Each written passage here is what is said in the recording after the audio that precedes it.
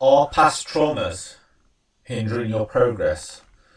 Today I'm going to explore how unresolved issues from the past can impact our present and maybe give you some suggestions and ideas on how you can move forward. This is very relevant to me. I have a major birthday coming up in 2 weeks' time, and it's something I've really been thinking about quite a lot. So I'm going to go over a few topics today. Just go over a little bit of brief of each of these topics. Not going to go into them too deep, but hopefully give you some ideas that you can use yourself. I'm going to discuss trauma, coping and dealing with loss, grieving the past. I'm going to give an idea of the mythological creature, the phoenix, representing renewal and rebirth. I'm going to talk a little bit about risk and anti-fragility. Then I'm going to move on to getting ready to go again, and I'm going to be sharing a one-day workshop for 23rd of September, Saturday 23rd of September, called Back to Basics, Unleashing Your Potential. So let's start off with what's been on my mind recently. Trauma. I think just about everyone suffered some sort of trauma, and it's very personal, it's very individual. Trauma refers to a deeply distressing or disturbing experience or event that overwhelms an individual's ability to cope. And it often involves a threat to one's physical or psychological well-being, or the witnessing of such a threat to others. Now, in this definition, it refers to things that overwhelm an individual's ability to cope. My personal thing is that trauma has different intensities, and even the period that we're going through right now, with the cost of living crisis, financial crisis, economic crisis, we've just had COVID, Brexit. In Nottingham, we've had an immensely traumatic experience with some young people that were murdered. These events can really psychologically impact us and how we deal with the world. It's important to recognise that everyone suffers some sort of trauma, and it's a good starting point. So related to trauma, and this is what I mentioned, I have a birthday coming up in a couple of weeks' time, and I've had loss during my life in every area of life.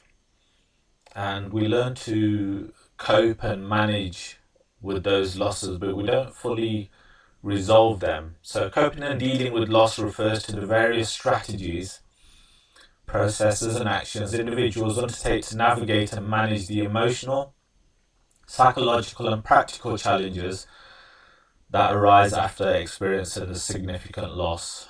Now, loss can encompass many various forms. It's death of a loved one, end of a relationship, loss of a job, loss of a cherished possession, among other things. For me, is considering the loss of all the years gone.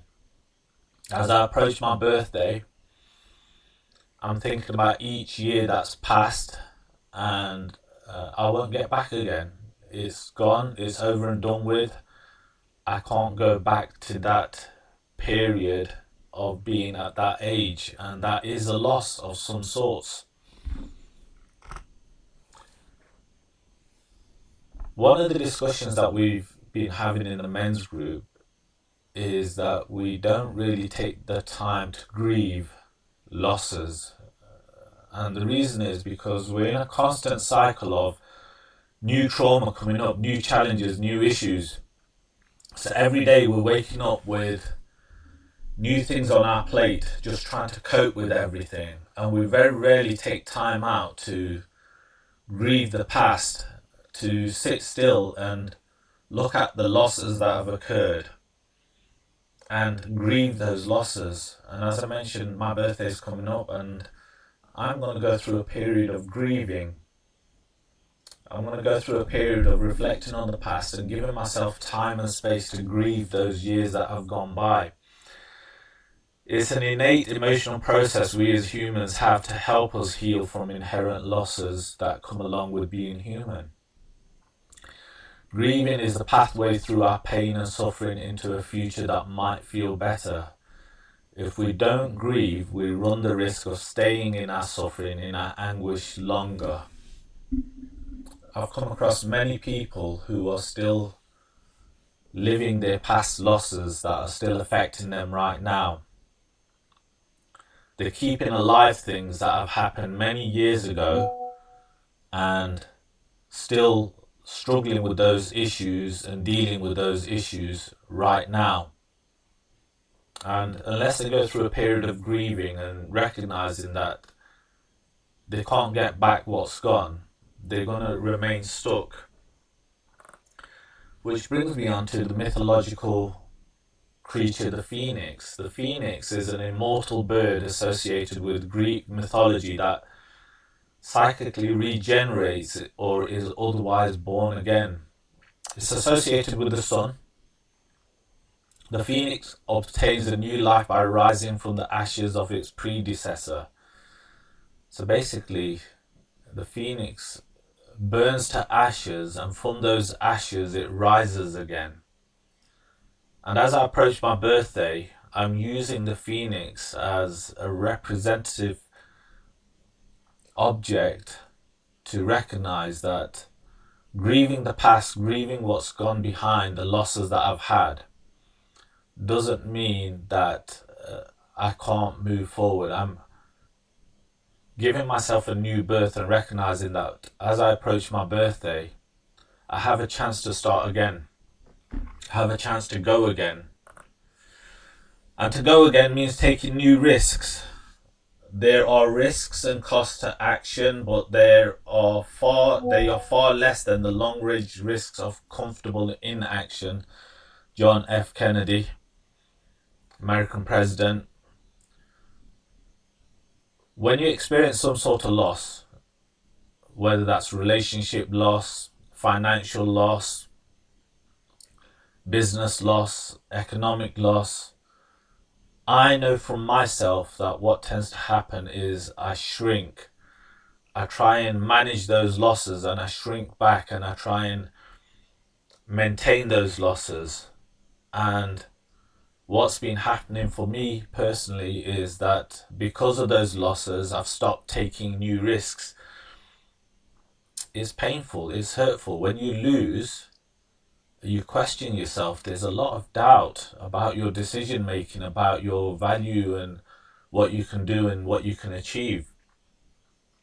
And we stop taking risks. And when we stop taking risks, we give up the potential rewards, we give up the potential gain, the good things that can happen out of taking risks, and then they pay off. So there's one way of dealing with risks, and that's something called anti-fragility. It's a term used by a philosopher, an economic statistician, Nassim Taleb. He's wrote a book called Anti-Fragile, Things That Gain from Disorder. And the suggestion for myself, the suggestion for you, is that you're not going to be able to avoid trauma, you're not going to be able to avoid loss. It's always going to occur if you're alive. So what you can do is you can become anti-fragile. Some things benefit from shocks. They thrive and grow when exposed to volatility, randomness, disorder, and stressors. And they love adventure, risk, and uncertainty. And yet, in spite of the ubiquity of the phenomenon, there's no word for the exact opposite of fragile. So let's call it anti-fragile. Anti-fragility is beyond resilience or robustness. The resilient resists shock and stays the same. The anti-fragile gets better. There's another term related to PTSD. PTSD is post-traumatic stress disorder. And there's another term called post-traumatic growth. And basically what that happens is that some individuals, they grow through trauma, and that's a conscious choice. It's not that they don't experience the pain and loss like everyone else does, but they don't get stuck in it. They don't get caught in a cycle of reliving that trauma again and again and again. And they find ways to grow through that trauma. And that's what I'm looking to develop. So I'm sharing with you because this is basically an invitation for you to join. I find that I grow through conversations and connection with other people who also want to grow and recognize the challenges that come along the way. So I'm getting ready to go again. And getting ready to go again typically refers to preparing oneself for a new endeavor, opportunity, or phase in life after experiencing a setback, disappointment, or period of stagnation. It implies a sense of readiness, motivation, and determination to move forward and embrace new possibilities. So I've got 2 weeks to my birthday, and this period is making preparations to go again. To develop that anti-fragility, to be willing to take risks again. And one of the risks that I'm taking is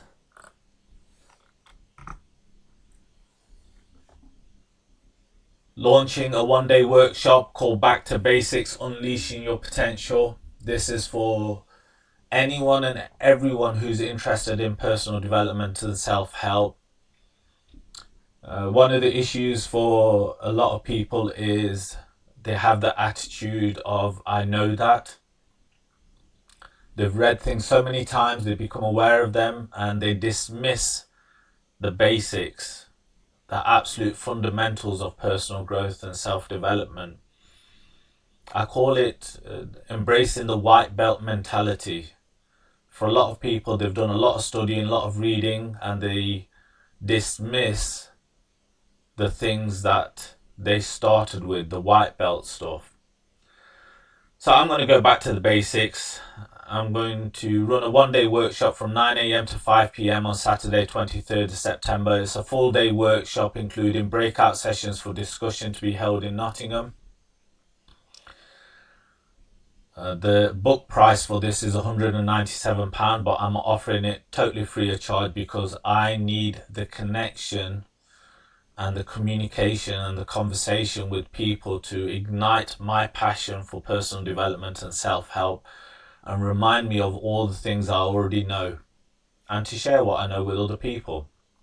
It's going to be an introduction to personal development and self-help, going back over hundreds of years, going back to the philosophers, Wallace D. Wattles, Napoleon Hill. There's a lot of female authors that have wrote on personal development as well, and I'll be sharing them as well. The law of attraction and manifestation, what it is, where it works, where it doesn't work, the critical aspects of it. We'll have a discussion around that. Setting effective goals for personal transformation, reminding you of how to set goals and going through the process of setting goals for yourself again. Overcoming fear and limiting beliefs. I think that's what I'm talking about today. Trauma, loss, healing, renewal, rebirth. Harnessing the power of the mind and visualization. And practical tools and techniques for personal growth. So you're welcome to join me. You can post a comment on any of the places that this is posted. I will be posting more on this. And I'll be sharing more of my own journey on dealing with my own trauma and loss and how I'm developing anti-fragility and starting to take on more risks. I think that's the focus. If you really want to get more out of life, you've got to be willing to take more risks. That's the end message for you today. Take more risks.